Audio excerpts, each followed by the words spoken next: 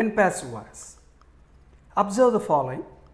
ప్రస్తుతం మనం active voice మరియు ప్యాసివ్ వాయిస్ అనేటువంటి ఒక న్యూ టాపిక్ని నేర్చుకోబోతున్నాం. Please observe the sentences. Raghuram prepares a nice model. India defeated Pakistan.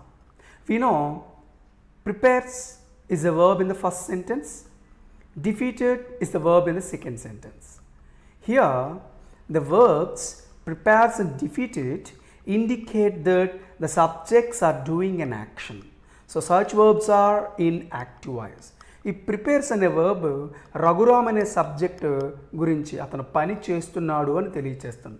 గమనించండి, రఘురామ్ ప్రిపేర్స్ అంటే రఘురామ్ ప్రిపేర్ చేస్తున్నాడు అంటే రఘురామ్ పని చేస్తున్నాడు అని తెలియచేస్తుంది. ఇండియా డిఫీటెడ్ భారతదేశం ఓడించింది. ఈ డిఫీటెడ్ అనేటువంటి పదము ఈ ఇండియా అనేటువంటి సబ్జెక్టు పని చేస్తున్నట్టుగా తెలియచేస్తుంది. సో ఇక్కడ ఇచ్చినటువంటి ఏజెంట్స్ రఘురామ్ అండ్ ఇండియా అనేటువంటి ఏజెంట్స్, వీటినే మనం సబ్జెక్ట్స్ అంటాం. ఇవి పని చేస్తున్నాయి అని చెప్పేసి ఇక్కడ ఇచ్చినటువంటి ప్రిపేర్స్ అండ్ డిఫీటెడ్ అనే వర్బ్స్ తెలియచేస్తున్నాయి. కాబట్టి ఇక్కడ వర్బ్ యాక్టివ్ వాయిస్లో ఉంది అని చెప్పి అర్థం. Okay, when the verbs indicate that the subjects or agents are doing an action, such verbs are in active voice.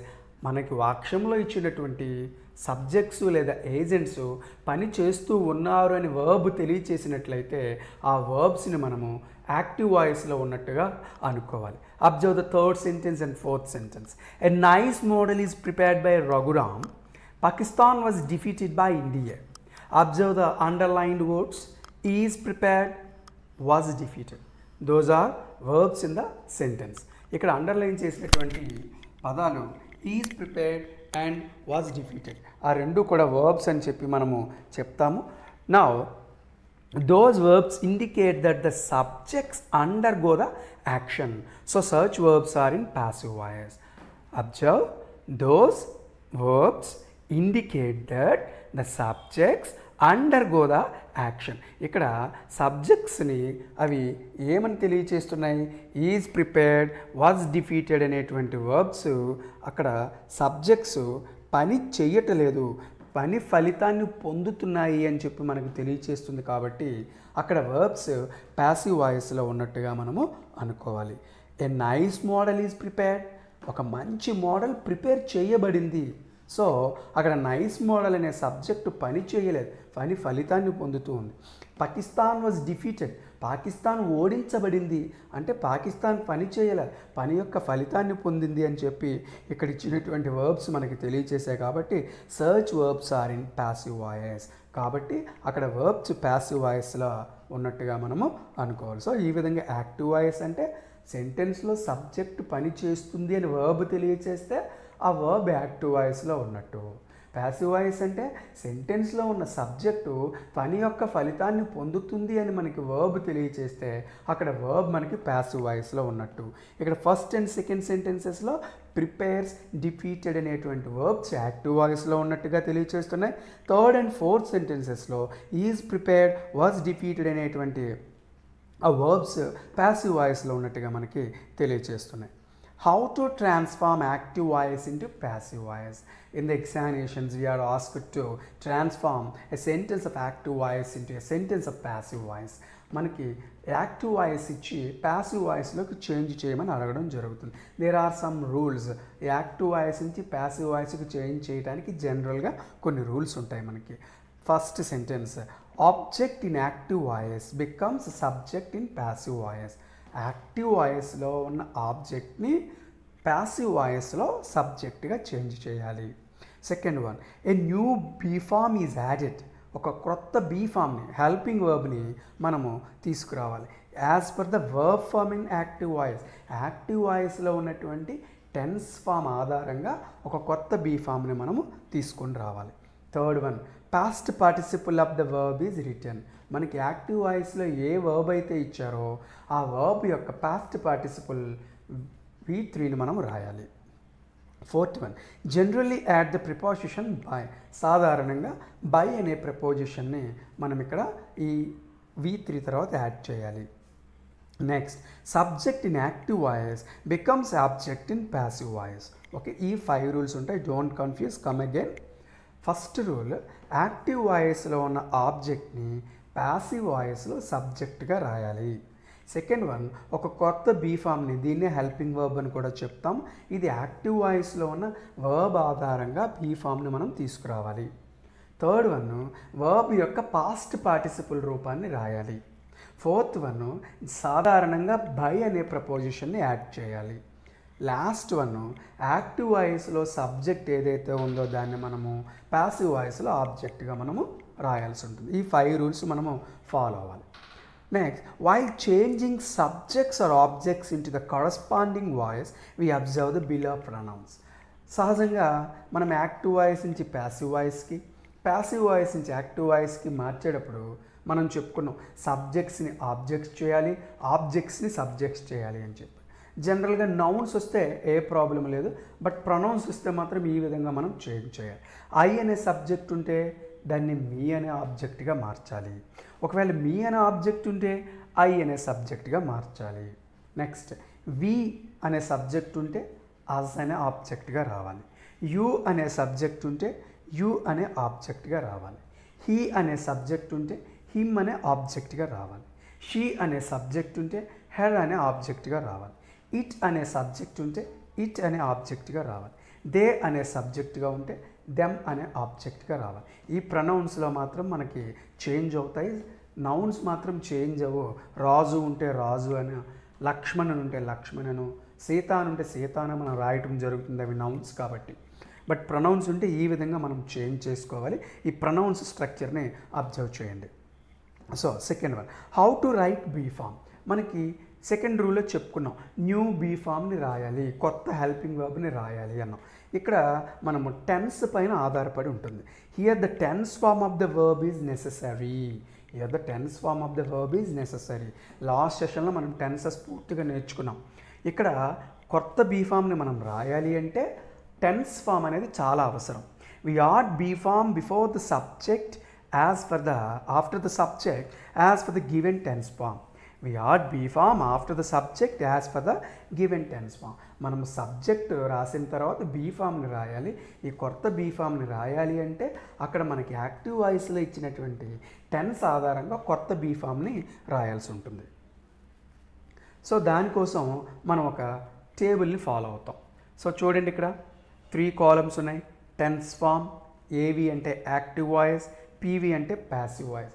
ఇక్కడ మనం నేర్చుకున్నటువంటి టెన్సెస్ చాలా ఉపయోగం ఉంటుంది. ఫర్ ఎగ్జాంపుల్, యాక్టివ్ వాయిస్లో టెన్స్ ఫాము సింపుల్ ప్రజెంట్ ఇచ్చాడు అనుకుందాం. సింపుల్ ప్రజెంట్ స్ట్రక్చర్ మనకు తెలుసు, V1 or V1 or S plus ES. ఇది ఉన్నప్పుడు ఏం రావాలి? Be form.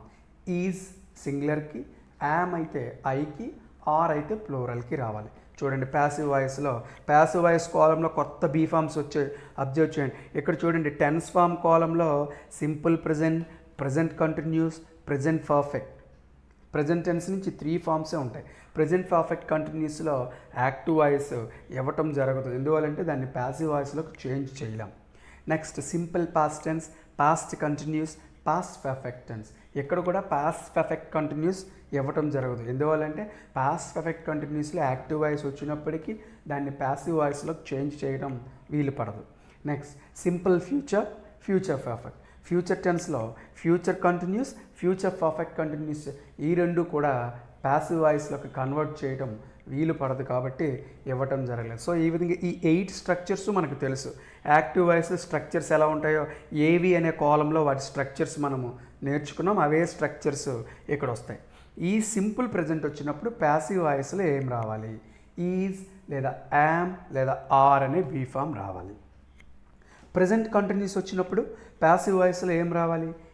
ఈజ్ లేదా యామ్ లేదా ఆర్ అనే బీ ఫామ్స్తో పాటు బీయింగ్, పని జరుగుతూ ఉంది, కంటిన్యూస్ ప్రాసెస్ కాబట్టి బీయింగ్ అనేటువంటి ఒక వర్బ్ని మనం తీసుకోవాలి. ప్రజెంట్ పర్ఫెక్ట్ వచ్చినప్పుడు ప్యాసివ్ వాయిస్లో ఏమొస్తుంది? Has for singular subjects, have for plural subjects plus been అనేటువంటి ఒక హెల్పింగ్ వర్బ్ని మనము తీసుకోవాలి. నెక్స్ట్, సింపుల్ పాస్ట్లో యాక్టివ్ వాయిస్ వస్తే ప్యాసివ్ వాయిస్లో ఎలా ఉంటుంది? ప్యాసివ్ వాయిస్ కాలం చూడండి, సింగులర్ అయితే వాజ్, ప్లూరల్ అయితే వేర్ అనేదాన్ని ఉపయోగించాలి. నెక్స్ట్ పాస్ట్ కంటిన్యూస్ వచ్చినప్పుడు స్ట్రక్చర్ మనకు తెలుసు, అందుకే యాక్టివ్ వాయిస్లో ఉన్న స్ట్రక్చర్ నేను చదవట్లే. పాస్ట్ కంటిన్యూస్లో ఉన్నప్పుడు ప్యాసివ్ వాయిస్లో ఏమొస్తుంది, సింగులర్ వచ్చినప్పుడు వర్స్, ప్లూరల్ వచ్చినప్పుడు వేర్, కంటిన్యూస్ టెన్స్ కాబట్టి బీయింగ్ అనే పదాన్ని ఉపయోగించాలి. నెక్స్ట్ పాస్ట్ పర్ఫెక్ట్, యాక్టివ్ వాయిస్లో మనకు స్ట్రక్చర్ తెలుసు. పాస్ట్ పర్ఫెక్ట్ వచ్చినప్పుడు ప్యాసివ్ వాయిస్లో ఏం చేయాలి, హ్యాడ్ అనే హెల్పింగ్ వర్బ్ని తీసుకొని బీన్ అనే పదాన్ని పర్ఫెక్ట్ టెన్స్లో, రెండు పర్ఫెక్ట్ టెన్స్లో గమనించండి, ప్రజెంట్ పర్ఫెక్ట్లో కూడా బీ ఫామ్ తర్వాత బీన్ వచ్చింది, పాస్ట్ పర్ఫెక్ట్లో కూడా బీన్ వచ్చింది. Next simple future structure, active voice structure అక్కడ ఇచ్చాం చూడండి. ప్యాసివ్ వాయిస్లో ఏముంటుంది, విల్ లేదా షల్ ప్లస్ బీ అనేదాన్ని తీసుకోవాలి. విల్ లేదా షల్ ప్లస్ బీ అనే పదాన్ని తీసుకోవాలి. ఫ్యూచర్ కంటిన్యూస్లో మనము యాక్టివ్ అండ్ ప్యాసివ్ వాయిస్ ఉండదు. నెక్స్ట్ ఫ్యూచర్ పర్ఫెక్ట్ మనకు స్ట్రక్చర్ తెలుసు, అక్కడ ఇచ్చారు యాక్టివ్ వాయిస్లో. ప్యాసివ్ వాయిస్లో ఏం రావాలి, will or shall plus have plus been అనే పదాన్ని మనం ఇక్కడ తీసుకోవాలి. ఈ టేబుల్ని కానీ మనం జాగ్రత్తగా ప్రిపేర్ అయినట్లయితే ఏ టెన్స్ ఇచ్చినప్పటికీ కూడా మనము అక్కడ ప్యాసివ్ వాయిస్లో ఈజీగా చేంజ్ చేయొచ్చు. Next past participle of the verb is added after the new be form. ఈ న్యూ బీ ఫామ్స్ అనేవి ప్యాసివ్ వాయిస్ కాలంలో ఇచ్చాం, అబ్జర్వ్ చేయండి. ప్రతి టెన్స్కి కూడా ప్యాసివ్ వాయిస్ ఎలా ఉంటుందో చివరిలో ఇచ్చాం. వీటి తర్వాత ఈ బీ ఫామ్ తర్వాత తప్పనిసరిగా వర్బ్ యొక్క పాస్ట్ పార్టిసిపుల్ రూపాన్ని మనం అక్కడ రాయాల్సి ఉంటుంది. నెక్స్ట్ మోడల్ ఆక్సిలరీస్ వస్తుంటాయి ఒక్కొక్కసారి. మనకు తెలుసు మోడల్ ఆక్సిలరీస్ అంటే మోడల్ హెల్పింగ్ వర్బ్స్ అంటాం. అక్కడ విల్ ఆర్ షెల్ వచ్చినప్పుడు ఏం చేసాము చూడండి, విల్ ఆర్ షెల్ వచ్చినప్పుడు will or shall plus be రాసాం. ఇక్కడ కూడా అలానే కెన్ కానీ కుడ్ కానీ, would, should, may, might, must వీటితో పాటు V1 అనేది ఉంటుంది మనకి. సో అప్పుడు ప్యాసివ్ వాయిస్లో ఏం చేస్తాం, యాజ్ ఇట్ ఈజ్గా ఇచ్చినటువంటి బీ ఫామ్ని, ఆ మోడల్ హెల్పింగ్ వర్బ్ ఏదైతే ఉందో ఆ మోడల్ హెల్పింగ్ వర్బ్ని రాసి ప్లస్ బీ ప్లస్ V3 అనేది రాస్తాం. చూసారా, ఇందాక విల్ వచ్చినప్పుడు విల్ బీ అన్నాం, షెల్ వచ్చినప్పుడు షెల్ బీ అన్నాం. ఇక్కడ కూడా అలానే ఈ మోడల్ హెల్పింగ్ వర్బ్స్ ఏవైతే వచ్చాయో ఆ మోడల్ హెల్పింగ్తో పాటు బీ ప్లస్ V3 అనేది మనం రాయాలి. ఫర్ ఎగ్జాంపుల్ కెన్ ఇచ్చాడు అనుకోండి, they can write a letter అన్నాడు. ఇప్పుడు మనం చేయాల్సింది ఏది, కెన్ కాబట్టి కెన్ రైట్ కాబట్టి కెన్ బీ, రైట్ యొక్క V3 ఏంటి, రిటర్న్. ఒకవేళ she would paint a picture అన్నాడు, వుడ్ పెయింట్ని మనం అబ్జర్వ్ చేయాలి. వుడ్ వచ్చినప్పుడు ఏం చేయాలి, would plus be, would be. Paint యొక్క థర్డ్ ఫామ్ ఏంటి, పెయింటెడ్, వుడ్ బి పెయింటెడ్. ఈ విధంగా మనము రాయాల్సి ఉంటుంది. నెక్స్ట్ సెకండ్ రో చూడండి ఒకసారి, ఈ పర్ఫెక్ట్ కండిషనల్ అంటాం. అంటే పైన చెప్పుకున్నటువంటి బీ ఫామ్సే పర్ఫెక్ట్ కండిషనల్ టెన్స్లో వాడతాం. పర్ఫెక్ట్ కండిషనల్ అంటే ఏం లేదు, పైన బీ ఫామ్స్ ప్లస్ V1 అన్నాం, ఇక్కడ బీ ఫామ్స్ ఆ model helping verbs plus have plus V3 ఉంటుంది. అండర్లైన్ చేసి ఇచ్చాం గమనించండి. ఆ మోడల్ హెల్పింగ్ వర్బ్స్తో పాటు హ్యావ్ ప్లస్ పాస్ట్ పార్టిసిపుల్ వస్తే దాన్ని పర్ఫెక్ట్ కండిషనల్ టెన్స్ అంటాం. ఇలా వచ్చినప్పుడు ఏం చేయాలి, for example can have written అన్నాం, ఏం లేదు కెన్ హ్యావ్ బీన్ రిటర్న్. ఆ బీ ఫామ్ రాసి పక్కన ప్యాసివ్ వాయిస్ కాలంలో చూడండి, ఆ ఇచ్చినటువంటి మోడల్ హెల్పింగ్ వర్బ్ రాసి హ్యావ్ బీన్ రాసి పాస్ట్ పార్టిసిపుల్ వర్బ్ రాస్తాం. అబ్జర్వ్ చేస్తే ఏమీ కన్ఫ్యూజన్ ఉండదు. ఒకవేళ they could have come here అన్నాం, they could have come here. For example could have come అనేది ఇప్పుడు మనము పర్ఫెక్ట్ కండిషనల్. కుడ్ హ్యావ్ ఉంది కాబట్టి మనం ఇప్పుడు ఏం చేయాలి, కుడ్ హ్యావ్ బీన్ రాసి ఆ కమ్ యొక్క past participle come came come అనేది మనం రాయాలి. ఫర్ ఎగ్జాంపుల్ మే హ్యావ్ ఉందనుకుందాం, మే హ్యావ్ గాన్ అన్నాం. ఇప్పుడు ఏం చేయాలి, మే హ్యావ్ రాసుకొని మనము బీన్ అనేది రాసి ఆ గాన్ అనేది మనం అక్కడ రాస్తాం. కన్ఫ్యూజ్ అవ్వద్దు. ఈ మోడల్ హెల్పింగ్ వర్బ్స్లో modal helping verbs plus V1 present tense of verb వస్తే ఆ ఇచ్చినటువంటి మోడల్ హెల్పింగ్ వర్బ్ ఏదైతే ఉందో అది ప్లస్ బి ప్లస్ V3 రాస్తాం. నెక్స్ట్ కాలంలో ఏమి ఇచ్చాడు, ఆ model helping verbs plus have plus V3 ఇస్తే ఆ మోడల్ హెల్పింగ్ వర్బ్తో పాటు హ్యావ్ బీన్ ప్లస్ V3 అని రాయాలి. ఏమీ కన్ఫ్యూషన్ అవసరం లేదు. ఓకే, ఈ విధంగా మనకి ఇక్కడ ఇచ్చినటువంటి టెన్సెస్ టేబుల్, అదేవిధంగా ఈ మోడల్ హెల్పింగ్ వర్బ్స్ ఇచ్చినప్పుడు ఏ విధంగా అనేది అబ్జర్వ్ చేస్తే మనం టెన్సెస్ని ఈజీగా చేంజ్ చేయొచ్చు. I'm giving some examples year. కొన్ని ఎగ్జాంపుల్స్ అక్కడ ఇచ్చాను చూడండి. ఎలా చేంజ్ చేద్దామో ఒకసారి, కన్ఫ్యూజ్ అవ్వద్దు. They love their parents. ఇక్కడ మనకి దే లవ్, వారు తల్లిదండ్రులను ప్రేమిస్తున్నారు. వారు అనే సబ్జెక్ట్ పని చేస్తున్నారు కాబట్టి ఇక్కడ వర్బ్ యాక్టివ్ వాయిస్లో ఉంది అని మనకు అర్థమైంది. ఇప్పుడు దీన్ని ప్యాసివ్ వాయిస్లోకి చేంజ్ చెయ్యాలి అంటే ఫస్ట్ దే అనేది సబ్జెక్ట్, లవ్ అనేది వర్బ్, దేర్ పేరెంట్స్ అనేది ఆబ్జెక్ట్. మనకు రూల్ ప్రకారం ఫస్ట్ ఆబ్జెక్ట్ని సబ్జెక్ట్ చేయాలి. దేర్ పేరెంట్స్ అనేది ఆబ్జెక్ట్ కాబట్టి ఆ దేర్ పేరెంట్స్ని సబ్జెక్ట్ చేసాం. కిందన చూడండి, దేర్ పేరెంట్స్ అన్నాం. ఇక్కడ అండర్లైన్ చేసినటువంటి వర్బ్ లవ్. లవ్ అంటే ఏ టెన్స్ మనకి? Simple present tense. టేబుల్ దగ్గరికి రండి, చూడండి ఫస్ట్లో సింపుల్ ప్రెజెంట్ V1 ఇచ్చాడు కదా. ఇప్పుడు ప్యాసివ్ వాయిస్ ఏం రావాలి? ఈజ్ కానీ, యామ్ కానీ, ఆర్ కానీ రావాలి. ఇప్పుడు దేర్ పేరెంట్స్ అనేది ప్లోరల్ కాబట్టి ఆర్ను ఉపయోగించాం. మరి థర్డ్ రూల్ ఏంటండి? వర్బ్ యొక్క పాస్ట్ పార్టిసిపుల్ రావాలి. Love, loved, loved. So loved అనేది రాసి జనరల్లీ యాడ్ ప్రిపోజిషన్ బై అనే ప్రిపోజిషన్ యాడ్ చేయాలి. యాడ్ చేసాం. నెక్స్ట్ సబ్జెక్ట్, యాక్టివ్ వాయిస్లో సబ్జెక్ట్ ఏంటి? They. It becomes object. They అనేది ప్యాసివ్ వాయిస్లో ఆబ్జెక్ట్ అవ్వాలి. సో దేకి ఆబ్జెక్ట్ ఏది అని ఇందాక మనం చెప్పుకున్నాం చూడండి, ఇక్కడ changing pronouns into subjects and objects. They becomes them. ఇక్కడ దే అనేది దెమ్ అవుతుంది కాబట్టి సో దెమ్ అనేది చేసాం. ఈ విధంగా దే లవ్ దేర్ పేరెంట్స్ అన్నప్పుడు their parents are loved by them. ఈ విధంగా మనము చేయాలి. Second one, Geeta is evaluating the script.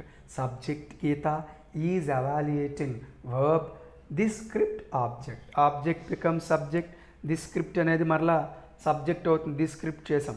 Is evaluating is present continuous. ఇక్కడ సెకండ్ స్ట్రక్చర్ చూడండి, is, am, are plus ing form. ఏమొస్తుంది? Be form. ప్యాసివ్ వాయిస్లో చూడండి, ఈజ్ లేదా ఆమ్ లేదా ఆర్ ప్లస్ బీయింగ్ రావాలి. సరే, దిస్ స్క్రిప్ట్ అనేది సింగులర్ కాబట్టి ఈజ్ యాడ్ చేసాం. కంటిన్యూస్ టెన్స్లో ఉంది కాబట్టి బీయింగ్ అనేది యాడ్ చేసాం. నెక్స్ట్ ఎవాల్యుయేట్, ఎవాల్యుయేటెడ్ అనేటువంటి వర్బ్ని తీసుకొచ్చాం. మనకు తెలుసు బై అనే ప్రపోజిషన్ యాడ్ చేసాం. గీత సబ్జెక్ట్ని ఆబ్జెక్ట్ చేస్తాం. గీత. ఈ విధంగా ఇప్పుడు ప్యాసివ్ వాయిస్లో చూడండి, the script is being evaluated by Geeta. ఈ విధంగా మనము ప్యాసివ్ వాయిస్లోకి చేంజ్ చేసాం. Look at the third sentence. Akbar ruled Delhi. Subject Akbar, ruled verb, Delhi object. So ఆబ్జెక్ట్ని సబ్జెక్ట్ చేయండి. నౌన్ యాజ్ ఇట్ ఈజ్గా వస్తుంది. ఢిల్లీ నోట్ చేసాం. రూల్డ్. సో అక్కడ వర్బ్ ఏంటి? రూల్డ్ అంటే పాస్ట్ టెన్స్ ఆఫ్ వర్బ్, అంటే సింపుల్ పాస్ట్ టెన్స్. ఫోర్త్ కాలం చూడండి, ఇక్కడ సింపుల్ పాస్ట్ V2. ఏమొస్తుంది? ప్యాసివ్ వాయిస్ అబ్జర్వ్ చేయండి. Was, are, were. సింగులర్ అయితే వాజ్, ప్లూరల్ అయితే వేర్. సో మరి ఇక్కడ ఢిల్లీ అనేది సింగులర్ కాబట్టి వాజ్ యాడ్ చేసాం.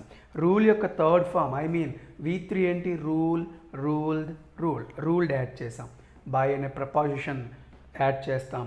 Akbar subject, it becomes object. Noun as it ఈస్గా వస్తుంది. Delhi was ruled by Akbar. Fourth one, he had driven a car. Subject he, had driven verb, a car object. Object becomes subject, a car.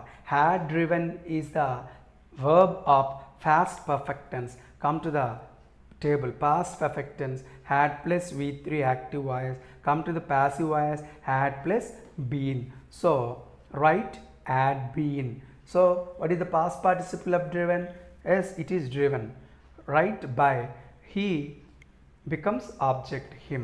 So ఇక్కడ చూడండి, ఈ had driven ఏ కార్లో ఏ car అనే ఆబ్జెక్ట్ని subject చేసాం. Had driven అనేది past effect కాబట్టి structure ప్రకారం టేబుల్లో మనం గమనించాం. Had been third form V3 ఏంటి? డ్రైవెన్. బై యాడ్ చేస్తాం. He becomes him. ఈ విధంగా మనం చేంజ్ చేయాలి. Come to the fifth sentence. I shall watch a movie tomorrow. I shall watch a movie tomorrow. I subject, shall watch verb, A movie object. ఈ object తర్వాత ఉండేవన్నీ కూడా మనం object compliments అని చెప్పుకుంటాం. టుమారో ఇలాంటివన్నీ కూడా. సో వాటిని అలా ఉంచండి. ఫస్ట్ ఆబ్జెక్ట్ ఏది మనకి? ఏ మూవీ. దాన్ని సబ్జెక్ట్ చేయండి. ఏ మూవీ చేసాం. షెల్ వాచ్ అంటే మనకి ఏ టెన్స్ ఇక్కడ గమనించండి. Will or shall plus V1 simple future ఉన్నప్పుడు ఏం చేయాలి? విల్ ఆర్ షెల్ రావాలి మనకి. సో ఏ మూవీ షెల్ మనం స్ట్రక్చర్లో చూసాం సింపుల్ ఫ్యూచర్ టెన్స్లో ఆ మోడల్ హెల్పింగ్ వర్బ్తో పాటు బీ రావాలి అన్నాం. ఏ మూవీ షెల్ బీ. వర్బ్ ఏంటి వాచ్, దాని థర్డ్ ఫామ్ ఏంటి వాచ్డ్ రాసాం. ఇక్కడ మనకి ఆబ్జెక్ట్ కాంప్లిమెంట్స్ ఉన్నాయి కాబట్టి ఆ మిగిలినటువంటి ఆబ్జెక్ట్ కాంప్లిమెంట్స్ ఏవైతే ఉన్నాయో ఆబ్జెక్ట్ తర్వాత ఎడిషనల్ పార్ట్స్ చాలా ఉంటూ ఉంటాయి. ఆ పార్ట్స్ని ఇక్కడ మనము ఈ V3 తర్వాత రాయాల్సి ఉంటుంది. ఇక్కడ బై మీ అనేది యాడ్ చేసినా పర్లేదు, చేయకపోయినా పర్వాలేదు. ఎందువల్లంటే వర్బ్ తర్వాత మనం ఆబ్జెక్ట్ కాంప్లిమెంట్స్ ఎడిషనల్ పార్ట్స్ రాసాం కాబట్టి ఇలా వదిలేసిన ప్రాబ్లం లేదు, లేదా బై మీ అని నోట్ చేసి ఇలా పుట్టిన బ్రాకెట్స్లో ఉంచిన ప్రాబ్లం లేదు. So a movie shall be watched tomorrow, no ఇలా వదిలేస్తే సరిపోతుంది. ఎడిషనల్ పార్ట్ మనము బై మీ అని రాయాల్సినటువంటి అవసరం అయితే ఏమీ లేదు. Next they could have done it for us. So ఇక్కడ షెల్ వాచ్ అన్నాం, దాని ప్లేస్లోనే కెన్, కుడ్, మే, మైట్ ఏవి వచ్చినా షెల్ ఉన్నప్పుడు షెల్ బీగా ఎలా రాసాము, can be, may be, might be, would be, ఇలాగే మనం రాస్తాం. No problem in that. Next come to the last sentence. They could have done it for us. They subject, could have done verb, it object, for us additional part. ఈ for us అనేది additional part అలా ఉండేవండి. So ఇప్పుడు మనము object ఏంటి it, దాన్ని subject చేయండి it. Could have done అన్నాం, ఇందాక చెప్పుకున్నాం మనం. Model helping verb plus have plus V3 వచ్చినప్పుడు సెకండ్ కాలం చూడండి, వచ్చినప్పుడు యాజ్ ఇట్ ఈస్గా ఏదైతే వచ్చిందో చూడండి, కుడ్ హ్యావ్ వచ్చిందా, కుడ్ హ్యావ్ నోట్ చేసి పర్ఫెక్ట్ కండిషనల్లో ఉంది కాబట్టి బీన్ అనే పదం రాసి వర్బ్ యొక్క పాస్ట్ పార్టిసిపుల్ రాస్తాం. So could have been done, మనకి పైన ఉంది డన్ అనేది, ఆ డన్ మనం రాస్తాం. చెప్పాం మనము ఈ అడిషనల్ పార్ట్ ఆబ్జెక్ట్ తర్వాత ఇచ్చినటువంటి అడిషనల్ పార్ట్స్ని ఈ V3 తర్వాత రాస్తాము. ఈ బై సబ్జెక్ట్ ఆబ్జెక్ట్ అనేది నోట్ చేసిన ప్రాబ్లం లేదు, నోట్ చేయకపోయినా ప్రాబ్లం లేదు, నోట్ చేసి బై దెమ్ అనేది ఇలా బ్రాకెట్లో ఉంచిన ప్రాబ్లం లేదు. సో ఈ విధంగా మనం యాక్టివ్ వాయిస్లో ఉన్నటువంటి సెంటెన్సెస్ని ప్యాసివ్ వాయిస్లోకి చేంజ్ చేయాలి. ఇది బాగా ప్రాక్టీస్ చేయండి. నెక్స్ట్ సెషన్లో మనము ఇంట్రాగేటివ్ సెంటెన్సెస్ని ప్యాసివ్ వాయిస్లోకి ఎలా చేంజ్ చేస్తామనేది నేర్చుకుందాం. Thank you for watching.